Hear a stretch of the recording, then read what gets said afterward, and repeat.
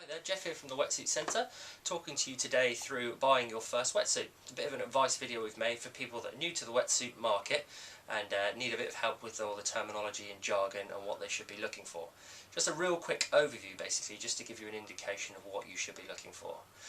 The first place to start, and one of the key questions we get asked, is the different thicknesses of the wetsuit.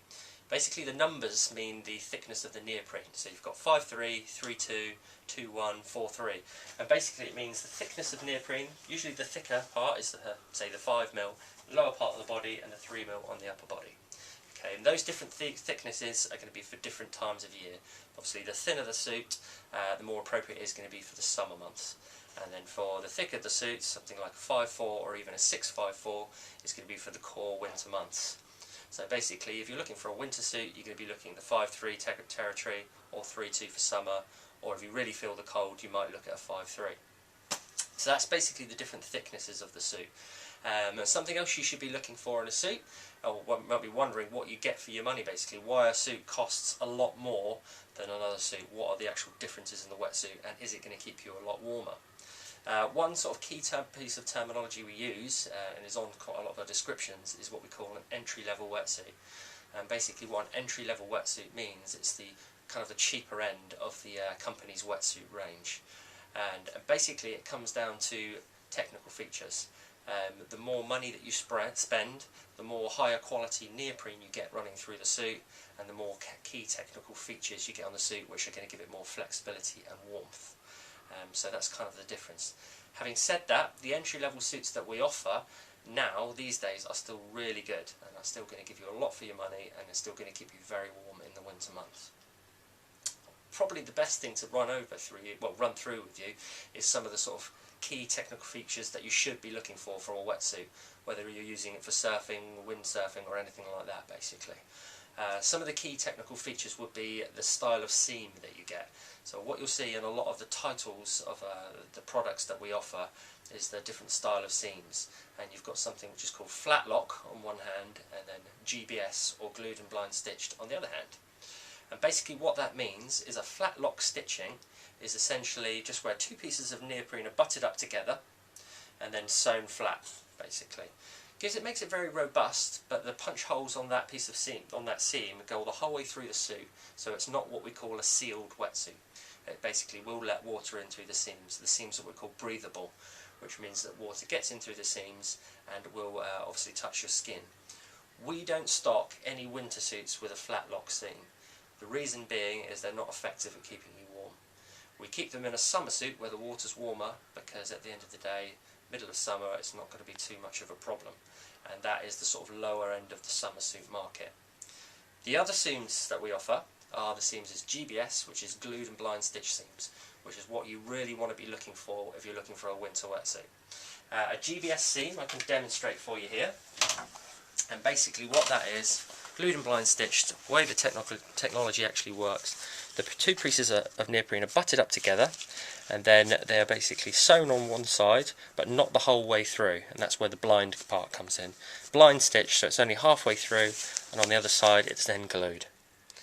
And what that actually does is seals the wetsuit so water doesn't come in through the seams. And that makes an absolutely huge difference in terms of your warmth. Okay, so that's a key thing to look for if you're looking for a winter wetsuit, or if you're looking for a quality summer wetsuit. And that's where some of the price difference comes in, because obviously it's harder to make a seam like that, hence it's going to be more expensive. The next thing I should mention is in terms of difference of price. There's a few different styles of neoprene that you get on the market, and it goes from the really cheap stuff that you get in supermarkets and petrol stations, that kind of neoprene, which is actually made through the process of using chemicals and rubber.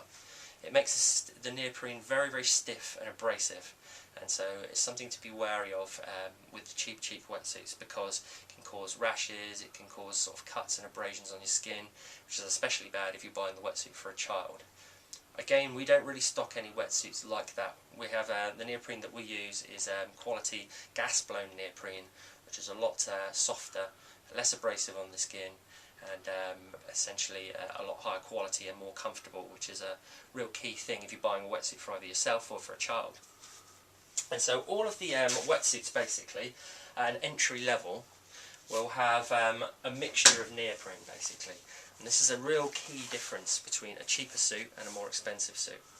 But one thing to really avoid is those really cheap suits that sort of have got very cheap neoprene basically, because they don't do their job very well. They don't stick to your skin and keep you warm.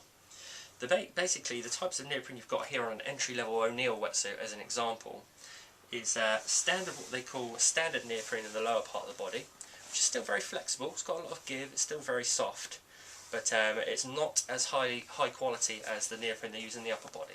And the upper body is ultralight neoprene. Now every company has a different name for it: ultralight, E3, hyper stretch, lots of different names, but essentially all it is a very high quality, super soft neoprene. The benefits of that style of neoprene, and why you really should be looking for to have that in a wetsuit, is this style of neoprene is a lot more comfortable on the skin. It's a lot more supple and flexible, so it's going to stick to your skin and it's going to move with your body, making it a lot easier to move in your wetsuit and making you a lot more comfortable. You're not going to get as tired as quickly, and also the neoprene is going to keep against your skin better and essentially keep you warmer, because that's how it actually retains heat inside the suit. Basically, as long as it's sticking to your skin, then it's not going to allow heat to leave your body as fast, and it's going to keep you warmer. So if you're looking for a sort of wetsuit for the first time, again, that's something that you really should be looking for, is that sort of high quality neoprene in the suit. In an entry-level suit, you get that typically in just the upper body, where you need more flexibility, so in your shoulders and your arms and under your armpits basically. So you can see that demonstrated there. And then moving further down on the suit, you get a bit more of a stiffer neoprene, but having said that, it's still sort of nice and flexible. That's very typical across the whole sort of like wetsuit industry with all the entry-level suits. All the big players, I should say, all the big companies basically have a very similar suit in terms of technical specification. So you've got that O'Neill example here, and you've got something like the Rip Curl Dawn Patrol. Again, very similar in terms of technical specification. You get the nice high quality neoprene at the top there, and the stiffer stuff in the lower body. The more money that you spend, the more of that sort of flexible neoprene you get running through the whole suit, and then you get to the top end and you get that the whole way through the suit. Obviously it's going to be very flexible and very comfortable wetsuit. Again, something you should be looking for in your first wetsuit is something like the knee pads here, nice finishes on the wetsuit. So you've got something which is called Duraflex here. Really important, because if you're buying your first wetsuit, it's more likely that you're going to be learning on whatever you're doing, so windsurfing, kite surfing. Very typical place for wetsuits to wear through is the knee. So you're looking for something with that sort of Duraflex, a nice stiff, robust knee pad there, so make sure your suit's going to have a lot of shelf life. Again, another sort of key thing to mention, one of the sort of key differences, and something you'll see the difference between, is a chest zip wetsuit and a back zip wetsuit. It's basically the entry method on the suit. Something you should really think about. Basically the differences between the two essentially is the placement of the zip. Back zip is a very traditional way of getting in and out of the suit. The zip runs up the back of the suit, makes it very easy to open it up and get in and out of the suit. Downsides is that you get a zip on the back, and it is a little bit more restrictive on the back panel because of that. Okay, and then you also get a broken collar, which makes it more likely for water to get in through this neck seal. Okay, so that brings me to the chest zip. The reason they brought in the chest zip is to get rid of the need for having a zip on the back, which frees up the back panel for more flexibility, and they can actually have like more technical features, so you can have more going on the back of the suit as well. And it means that you get an unbroken collar, which is better at creating a seal around your neck and stopping water flushing through the suit. So that's a nice little feature. Downsides of the chest zip is how it's actually sort of it is getting in and out of the suit. As you can imagine, you're getting in through the collar, and it takes a bit of practice to be able to get in and out of the suit very quickly. Okay, so that is the differences between the chest zip and the back zip wetsuits there. So something to think about. Okay, essentially that's sort of an overview of what you should be thinking about when you're buying your first wetsuit. Obviously we're available 9 to 5, Monday to Friday, well Monday to Sunday, to answer any questions that you have. But essentially that's the key things you should be looking for in a wetsuit.